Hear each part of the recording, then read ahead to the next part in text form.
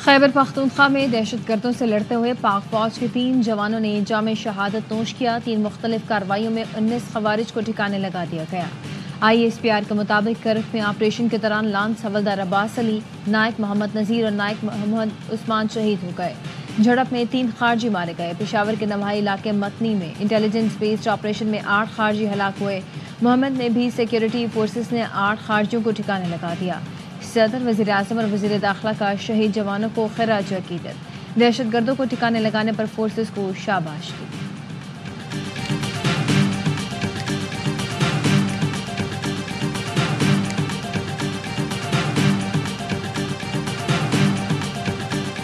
بانی P T I کے tweet کے بعد مذاکرات بے معنی ہو گئے۔ وزیر دفاع خواجہ آصف کہتے ہیں بانی پی ٹی آئی کی گفتگو کے بعد مذاکرات کی کامیابی کا امکان ختم ہو گیا۔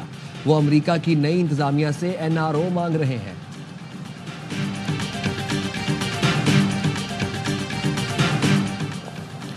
بانی پی ٹی آئی سے ملاقات کا معاملہ اسپیکر نے دیکھنا ہے، وہ بیرون ملک ہیں، واپس آئیں گے تو دیکھ لیں گے۔ بانی سے ملاقات اور تحریری مطالبات دینے میں کوئی حرج نہیں۔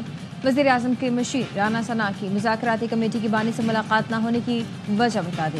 سلمان اکرم راجہ نے کہا کہ بانی کے بیان پر حکومت اوور ریئیکٹ کر رہی ہے۔ بیان میں نظام کو بلیم کیا ہے، کسی شخص کو نہیں۔ مذاکرات کی آڑ میں ہمیں بند گلی میں چھوڑنے کا منصوبہ ہے۔ حکومت اب تاخیری حربے کر کے ہمیں بند گلی کی طرف دھکیل رہی ہے۔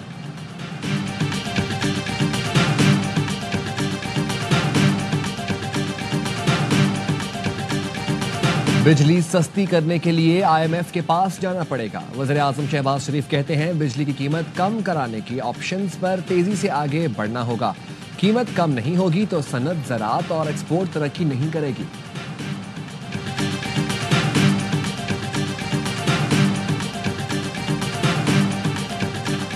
میرے ہٹنے سے معاملہ حل ہو جاتا ہے تو استعفیٰ دے دیتا ہوں۔ کراچی میں مسئلہ گٹر کے ڈھکن لگانے کا نہیں، چوری کا ہے۔ گٹر کے ڈھکن بکتے ہیں، پولیس کو معاملہ دیکھنا ہوگا۔ میئر کراچی مرتضی وہاب کی 11 آور میں گفتگو، کہا بڑے افسران کی معطلی تک معاملات آگے ایسے ہی چلیں گے۔ بانی سے ملاقات نہیں تو مذاکرات بھی نہیں، PTI نے شرط لگا دی۔ بانی سے ملاقات نہ ہونے پر PTI کمیٹی نے حکومت کی سنجیدگی پر سوال اٹھا دیے۔ چیئرمین PTI بیرسٹر گوہر نے کہا تیسری میٹنگ تب ہوگی جب بانی سے ملنے دیں گے۔ بانی کی رہائی ڈیل نہیں، قانونی طریقے سے چاہتے ہیں۔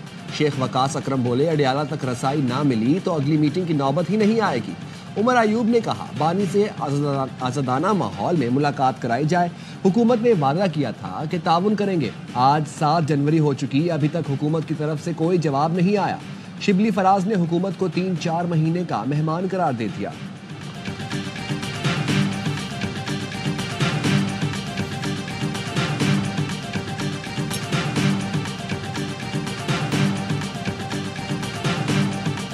کراتے وہ 1.5 لاکھ کا شکار ہو گئے۔ یہ درست نہیں ہے۔ آخری جو ہماری میٹنگ ہوئی تھی اس میں فیصلہ ہوا تھا کہ PTI کی ڈیلیگیشن نے جا کے خان صاحب کے ساتھ ایک اور ملاقات بھی کرنی ہے۔ اس کے بعد وہ چارٹر آف ڈیمانڈ بنائیں گے ان رائٹنگ، وہ اگلی میٹنگ میں دیں گے۔ وہ جیسے ہی ان کی وہ ملاقات ہو جاتی ہے اور وہ بنا لیتے ہیں تو اگلے ہفتے میں بیٹھ جائیں گے۔ حکومتی کمیٹی کے مذاکرات میں ڈیڈ لاک کی تردید، کمیٹی رکن سعید نوید قمر کہتے ہیں کہ مذاکرات ڈیڈ لاک کا شکار نہیں، PTI وفد کی بانی سے ملاقات ہوگی۔ چارٹر آف ڈیمانڈ تحریری شکل میں آ جاتا ہے تو مذاکرات کے لیے بیٹھ جائیں گے، پوائنٹ ٹو پوائنٹ مذاکرات کریں گی۔ وزیر اطلاعات عطا تارڑ کہتے ہیں کہ PTI کے ساتھ مذاکرات مثبت چل رہے ہیں، بات چیت سے راستے کھلتے ہیں۔ تنقید سیاسی قیادت پر کریں، دفاعی اداروں پر نہیں۔ اسپیکر پنجاب اسمبلی ملک احمد خان کا کہنا ہے کہ مذاکرات کی آڑ میں جرائم کا سب سے بڑا ناقد ہوں۔ میرا گھر جلانا کسی کا سیاسی حق نہیں ہو سکتا۔ 9 مئی کے منصوبہ سازوں کو سزا ملنی چاہیے۔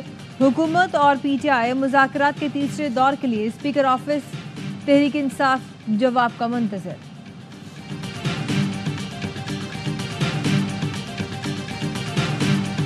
ہمارا بھائی 1.5 سال سے وہ جیل میں بیٹھے ہوئے، کیا بیک ڈور اگر کرنا ہوتا تو ان کو پہلے دن نہیں کر دینا چاہیے تھا کہ میرے سامنے 200 کیسوں کا پہاڑ ہے، میں ڈیل کرتا ہوں بیک ڈور پہ۔ بنی گالا کا میرے خیال میں آفر آیا، وہ کہہ رہے تھے علی میں گنگا پور شاید لے کر آئے تھے۔ بانی کے پاس ہاؤس ارسٹ کی آفر علی امین گنڈا پور لائے۔ پہلے دن سے ڈیل کی آفرز آ رہی ہیں لیکن براہ راست کسی نے رابطہ نہیں کیا۔ بانی PTI کی بہن علیمہ خانم کہتی ہیں 1.5 سال جیل میں رکھ کر اب کیا ہاؤس ارسٹ رکھیں گے۔ مذاکرات کرنے والے سنجیدہ نہیں، سنجیدہ ہوتے تو کمیٹی کی ملاقات کرا دیتے۔ بانی پی ٹی آئی نے کہا کہ پہلے یہ سنجیدگی دکھائیں، پھر دیگر مطالبات پر بات ہوگی۔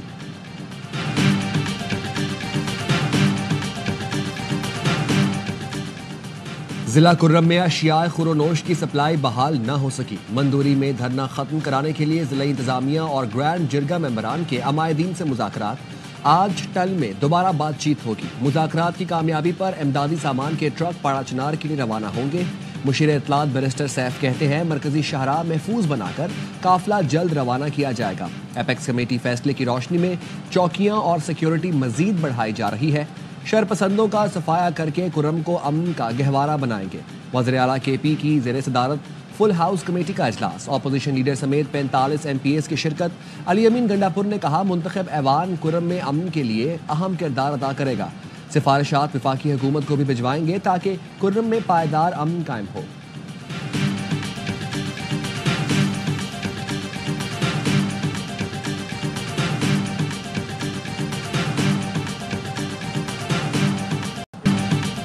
نومنتخب امریکی صدر کی مشرق وسطی کو جہنم بنانے کی دھمکی۔ ڈونلڈ ٹرمپ نے خطاب میں کہا کہ حماس نے 20 جنوری تک یرغمالیوں کو رہا نہ کیا تو جہنم جیسی صورتحال کر دوں گا۔ اسرائیلی یرغمالی رہا ہونے چاہیے ورنہ حماس کے لیے اچھا نہیں ہوگا۔ جو بائیڈن افغانستان، روس اور شام کے بحرانوں سے نمٹنے میں ناکام رہے۔ افغانستان میں اربوں ڈالر کا فوجی ساز و سامان چھوڑا گیا۔ 20 جنوری کو حلف اٹھاتے ہی کیپٹل ہل پر حملہ کرنے والوں کو معاف کر دوں گا۔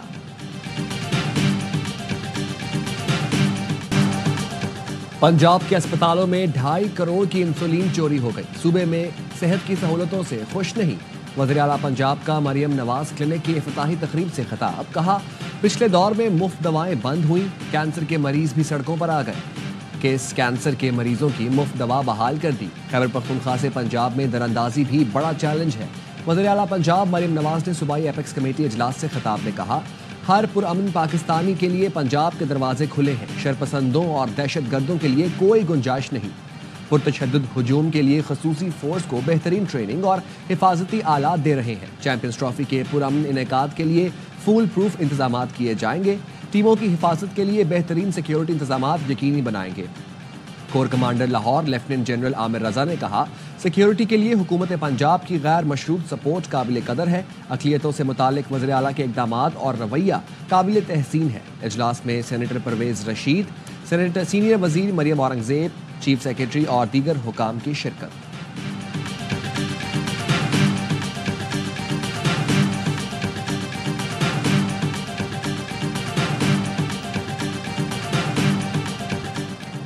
نون لیگ اور پیپلز پارٹی میں ڈیڈ لاک برقرار۔ ذرائع کا کہنا ہے کہ نائب وزیر اعظم اسحاق ڈار کی ایوان صدر میں صدر آصف علی زرداری اور چیئرمین پی پی بلاول بھٹو سے ملاقات ہوئی۔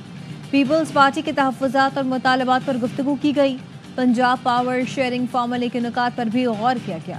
پی پی قیادت کا نائب وزیر اعظم سے تحریری معاہدے پر مکمل عمل درآمد کا مطالبہ۔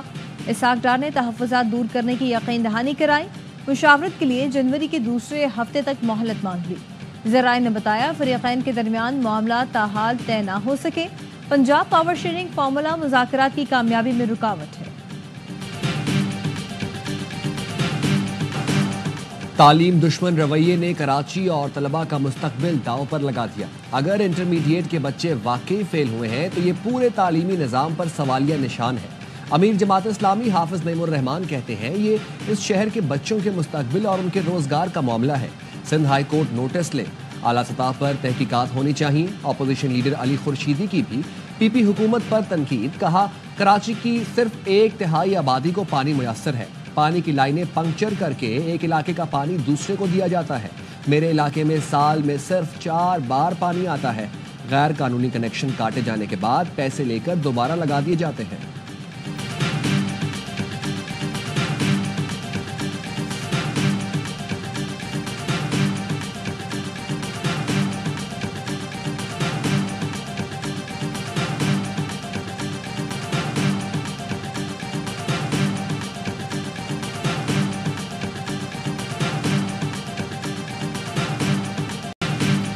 یونان کشتی حادثہ، فیصل آباد ایئرپورٹ پر تعینات FIA امیگریشن شفٹ انچارج سمیت 16 اہلکار گرفتار۔ اسپیشل جج نے تمام ملزمان کو جیل بھیج دیا۔ FIA کا کہنا ہے نامزد 2 خواتین اہلکار سب انسپیکٹر شمائلہ اور کانسٹیبل انیلا کو گرفتار نہیں کیا گیا۔ اہلکاروں نے 4 مسافروں کی غیر قانونی کلیئرنس کے لیے ایجنٹ سے 1 لاکھ روپے رشوت لی۔